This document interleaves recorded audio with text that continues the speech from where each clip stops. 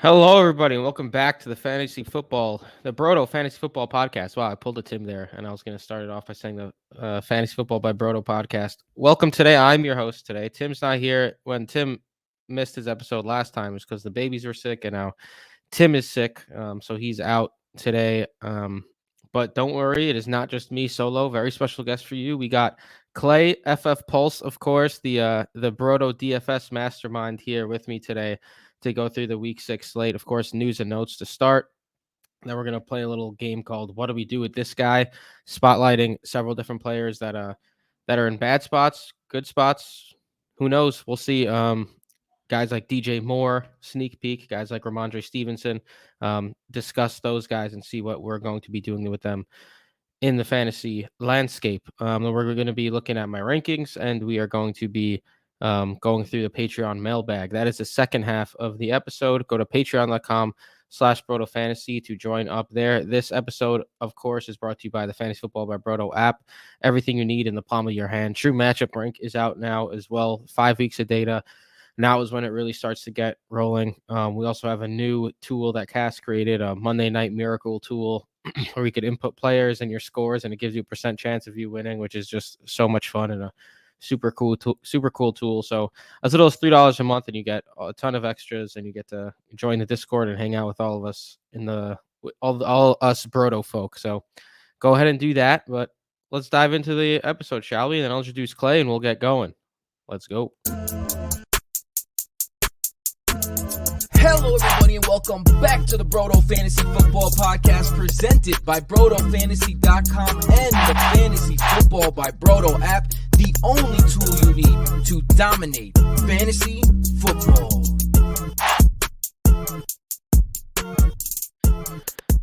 All right. I'm here with my man Clayton Jones. What up, Clay? Hey, what's up, Mike? How you doing, man? Good. How about you? I'm good. So big shout out to Clay for getting on here. As we know, Tim is sick, but he was a last minute scratch. So shout out to Clay for being able to step up and fill in for Tim here. So thanks, Clay. No problem. Ready to dive right into the player news? Oh, yeah. Let's do it. So firstly, I'm going to start with probably the biggest news in fantasy football currently, and that's the Jerry Jeudy trade rumors. Rumors are flying. Jerry Jeudy does play in tonight's game. We are recording on a Thursday, so it's going to be very interesting to see his role in tonight's game. But trade rumors are flying everywhere that he's going to be definitely on the move. It's been a rough year for him so far. As a Denver Bronco, the injury and then just his ceiling has been capped in that offense. Is there a specific spot that you want to see him get moved to? He's not going to go to the Chiefs, so I really just want to see him go to a spot where he can thrive, to be honest. But I don't know where he could land that we would thrive. I mean, maybe the Lions, but I think they're kind of still have their chips on Jameson Williams. But, I mean, he's been an absolute disaster. Yeah. I would really like to see Jerry Jeudy on the Chiefs, now that you mention it. That would be a lot of fun. Especially they need a wide receiver option, but I don't know. That they don't seem to be the Colts seem to be a big team currently in that mix, even though they have Michael Pittman, Josh Downs, and company. Do you think a move to the Colts would be worse for Jeudy, a lateral move better for Jeudy? I think it can help him. I'd say he's more explosive than Michael Pittman, but Michael Pittman's been demanding a lot of targets. He's had a pretty strong target share. He's had multiple games of 10-plus targets. So I think Jeudy needs to go where he can be the alpha. And, I mean, that's also based on reporting. Cecil Lammey does a lot of reporting on the Broncos, and he reports that, Jeudy kind of likes to be the diva, be the alpha, be the guy. So yeah. I don't think there's a lot of spots where he could go and do that. Yeah, I mean, Jerry Jeudy has his entire career been the guy before reaching the NFL. So I could see him getting frustrated in the situation that he's currently in when you got guys like Brandon Johnson getting a ton of targets per game for the Broncos. Following up, staying with the Broncos, Greg Dulcich was activated from the IR and is actually going to play tonight. Dulcich was a big, a pretty big target for many people. He was a right on the tight end 12 ranking list type of guy. How do you feel? How do you see Dolchik getting back into this offense? Do you think he's going to return to that low end tight end one basket with guys like Logan Thomas, Cole Kmet, or do you think it's going to take some time for him to get back into fantasy relevance? I think it'll take him a little bit of time. I know week one he was splitting some work. I can't remember who he was splitting with, but he was splitting a little bit of work in week one.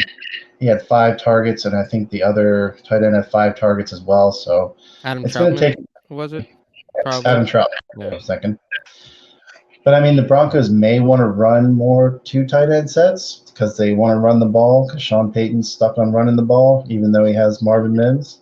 I mean, they have the personnel to do a lot of 11, but I think he wants to, run the rock. So Yeah. Sean Payton has been I don't know. It's been a disasterful start to his tenure as the Broncos head coach after all the shit he talked about Nathaniel Hackett following up from last season. So we'll see how it goes. If they I mean, they traded all these picks for Russell Wilson. They traded a first round pick for Sean Payton. So for them to be in a situation where they're going to be sellers, that's just pretty wild. yeah, not a good look. Travis Kelce's returning tonight. Not going to dive into that too much because it is a Thursday night game, and this is going to be released on Friday morning. Deshaun Watson. We know he missed week 4. He was like a late scratch. He was uncertain if he was going to play the week 5 bye. And now on a Friday, he's already scratched for week 6 with a shoulder injury. Certainly not ideal, not a great outlook going forward as well if he was scratched this early with a shoulder injury. Going against the 49ers, PJ Walker is the backup and is likely to be the starter now heading into this week's game. Is there anyone you're trusting in this offense? I feel like Amari Cooper, I'm likely downgrading him to like wide receiver 35-ish at best. Is there anyone you feel comfortable starting on the Browns? No. Nope. No Elijah Moore. Njoku is still recovering from the burns, even though he played last time out. So absolutely not. Yeah, I think I'm with you. Even Cooper a couple weeks ago. I mean, it wasn't PJ Walker QB. PJ Walker has had shown some flashes in the past, but against the 49ers, it's going to be tough. Yeah. Jeff Wilson was activated off the IR, and he's back. Apparently, the OC said he looks like he's ready to play. People think he has a good chance to suit up in the Miami Dolphins locker room. We know that Devon Achane is now out, and Raheem Mostert's not a guy who's going to get 100% of carries. Do you think Jeff Wilson, if active right away, has that flex appeal that the Miami RB2 has had all year, or are you going to play it safe with Jeff Wilson and maybe keep him on your bench another week? I'm waiting a week. I just saw the report about him popping up with a rib injury, so I'm holding off a week. I think you're probably better off playing Salvon Ahmed if you really want to dig deep in that Dolphins backfield, and I'm sure he's available in tons of leagues. So if you needed a plug and play flex, I would try Ahmed. Yeah. I think I'd go Wilson over Salvon Ahmed, but yeah, I wouldn't be surprised if he's the one who gets the carries. I know a lot of people are on the Chris Brooks train now too, the UDFA running back. I'd probably just use Raheem Mostert and wait on anyone else in that backfield at least a week and see how it goes.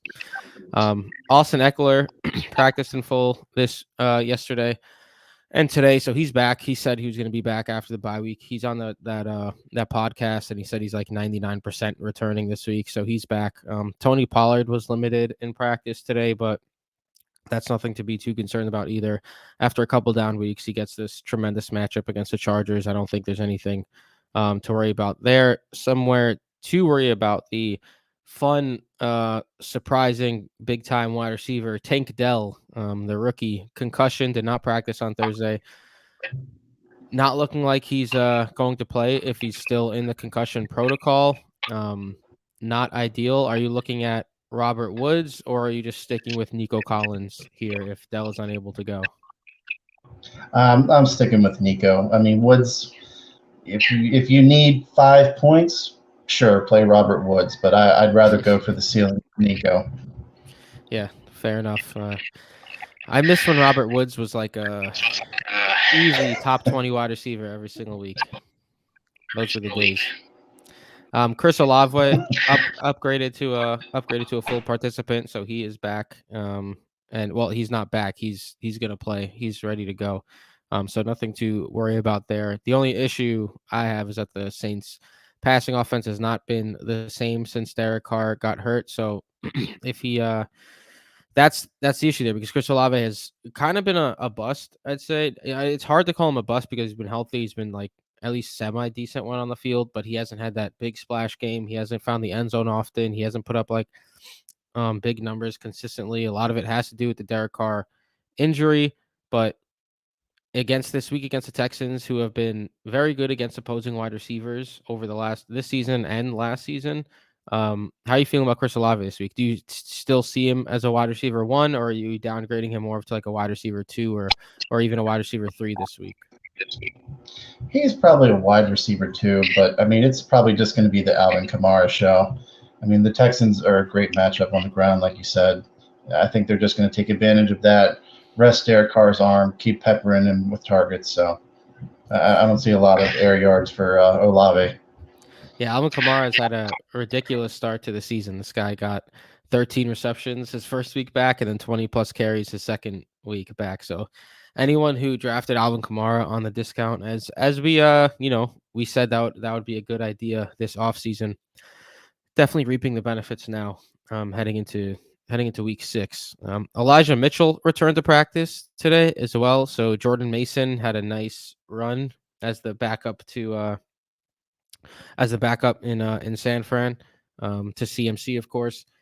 But I think the Jordan Mason show is likely over as long as Elijah Mitchell is back. I think he's the clear backup running back on this team. Jahmyr Gibbs, though, did not practice yet again. David Montgomery has been an absolute star this season. Are you just gearing him up as a RB1 again this week? And I know you're a DFS guy. Is David Montgomery someone you're targeting in DFS as well? Yeah, the days of the vaunted Bucks run defense is over. I mean, Swift absolutely torched him last time out for over 150 rushing yards. So, yeah, absolutely. I mean, if David Montgomery's going to have that role entirely to himself, yeah, he's an RB1. I think he's RB5 on the season. So, yeah, that dude has been absolutely balling this year. It was funny because I missed on David Montgomery this offseason. He wasn't someone I was targeting, but I was way lower on Jahmyr Gibbs than most others. So I probably should have been on David Montgomery. I just thought they were going to vulture each other more. I didn't think Gibbs would be able to return his 3rd round or 4th round ADP, but I definitely didn't think David Montgomery would just become a star fantasy player in that Lions offense. He's looking like one of the biggest steals of the fantasy season thus far. And sticking with the Lions, Amon-Ra St. Brown, full participant on Thursday, so he should be back. Is he another guy that you would be targeting in DFS, especially if Sam Laporta is unable to go? absolutely. Yeah, Laporte has been a monster, but I think it's about time for Amon-Ra to get back on track. He's kind of been disappointing this year, mostly because of injuries, but yeah, I would expect him to have a big week this week. Yeah, sticking with Sam Laporta, a DNP on Thursday with a calf injury. You can't really trust like Brock Wright or anyone else from that tight end room, right? If Sam Laporta is unable to go, not even like a minimum priced Brock Wright. I mean, try because golf likes the middle of the field, but I would look elsewhere. Yeah, fair enough. This one's a fun one to bring up to you. Zay Jones did not practice on Thursday. This is why you got to get in the Discord because we have a lot of fun with each other. Clay was saying that Zay Jones was a good buy low candidate before last week. Some people were saying like, why are you buying low on Zay Jones? And then Zay Jones caught a touchdown right away in his return. And then, of course, he got injured and he's out again now, looking like he's going to be out for week 6, which certainly not ideal. But I think Clay will say stash Zay Jones and keep him on your roster for when he does return healthy. Right, Clay? I mean, you can't teach size. He's 6'5", 200+ pounds. So, I mean, he's been a red zone target as well. And it seems like the offense, it just clicks when he's out there.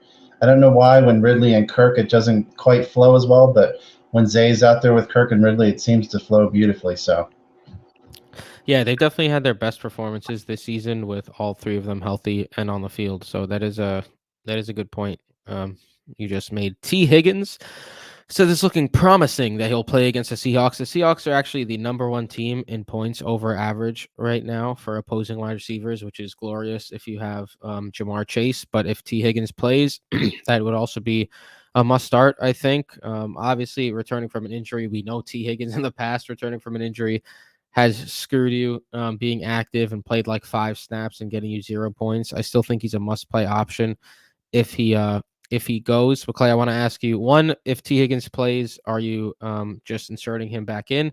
If he doesn't, how do you feel about Tyler Boyd and even Trenton Irwin, who saw 10 targets last week without T. Higgins? I mean, for where you drafted Higgins, I remember best ball, he was going in like the early third. So I think you kind of have to, based on what your roster probably looks like. But if he's not in, I might take a look at Trenton Irwin. Tyler Boyd's, he's been there for so long. We kind of know who he is. He occasionally has a breakout game, but I'd rather take a chance on Irwin. Yeah, fair enough. Probably going to be very under rostered or low rostered in DFS as well, I'd assume. Treylon Burks did not practice on Thursday. Last time he played was in week 3 against the Browns, looking like another maybe lost season for Treylon Burks. DeAndre Hopkins should likely get a bunch of targets there. Anything to say about Treylon Burks? Any interest in Nick Westbrook-Akine playing in London, I believe, this weekend the Titans are? Or am I getting the London game wrong? No, you're right. No, I would probably just say rest in peace, Burks. It ain't happening. You can't make that happen. Like, yeah. And there's really nobody else. I mean, Chig Okonkwo can't even beat out Nick Westbrook-Akine for targets. Yeah. I mean, it's just bad. Yeah. Tajay Spears the bright spot. True, and it's crazy to think that the Titans were so high on Treylon Burks that they traded AJ Brown basically to draft Burks, and now he is who he is. Definitely a bad first couple of years to start so far. Let's see if he could turn it around. But Miles Sanders remains sidelined for Thursday's practice. He's been battling a groin issue for several weeks now. Over the last 2 weeks, he's been out touched by Chuba Hubbard. Look, Miles Sanders hasn't been very effective, and he's been dealing with an injury, which like the fact that he's not practicing on Thursday makes me think that maybe they're just leaning towards giving him a week off to try to get back right. But going against the Dolphins, if Sanders isn't able to go, Chuba Hubbard, we know he could catch some passes. We know he's not going to burn anybody on the ground. But any interest in Chuba Hubbard if Miles Sanders is unable to go this week? Yeah, absolutely. Miami is top 10 in true matchup rank versus RB. So, yeah, I would definitely plug in Chuba as a low-end RB2, especially since he can catch passes. Yeah, I think the pass catching ability is definitely what can give him some value this week if Sanders is unable to go. Saquon Barkley practiced again on Thursday. People thought he'd return last week. He did not. And now the hope is that he returns this week. I do think it's promising that he practiced on Wednesday and now Thursday as well. Saquon is obviously a guy that you plug and play right away, no matter what, if he returns. But Daniel Jones also dealing with a neck injury. What type of do you think there's a big downgrade going from DJ to Tyrod Taylor, or you can't really use any of the weapons anyways besides Darren Waller? So assuming Barkley and Waller are active, how are you viewing them if it is Tyrod Taylor taking the snaps this week? It's probably about the same. I mean, you could maybe even make an argument that Jalen Hyatt gets a small bump since Taylor likes to push it deep. So, but I think they're about the same. They're negligible. Fair enough. Which does not bode confidence for Daniel Jones in his 5-year contract, I think. Or 4-year contract, however long it was. Ended off with not necessarily fantasy news, but Ian Rappaport reported that the Panthers plan to simplify things for Bryce Young heading into week 6. Not what you want to hear for an 0-5 team with a rookie quarterback when the number 2 overall pick, CJ Stroud, has been absolutely balling out, yet to throw an interception, has just been lighting the world on fire as a rookie through his first 5 games. And you got Bryce Young, who the Panthers are saying, let's simplify things here a little bit. Adam Thielen has been the only reasonable play so far in Carolina. He's actually been very good so far in Carolina, but are you taking this into consideration at all when it says that they're trying to simplify things for Bryce Young, or it's just kind of like, we kind of expected the Panthers offense to struggle this year with the rookie quarterback? No, it's Thielen. It's Thielen, and that's it. I was kind of holding leaving the candlelight on for Chark, but he can't stay healthy. I think he flashed last week, but he's never been a guy you can depend on. It's just strictly Thielen. Yeah, even Sanders, like we mentioned, but maybe Chuba Hubbard if Sanders is out. But with that being said, that's the player news. As I mentioned earlier, head on over to patreon.com/Broto Fantasy to listen to the rest of the episode where Clay and I are going to be going over rankings. We're going to be going over the mailbag, and we are going to play What Do I Do With This Guy, where we discuss buy, sell, hold, drops, etc. about several volatile or big names currently in the fantasy football space. So you could also get Discord access, as always. So come on over there, patreon.com/Broto Fantasy, if you want to listen to the rest of the show. That's what it will be. All right. Thank you guys for listening, and see you in like 2 seconds if you're a patron. Later. Yeah. Later.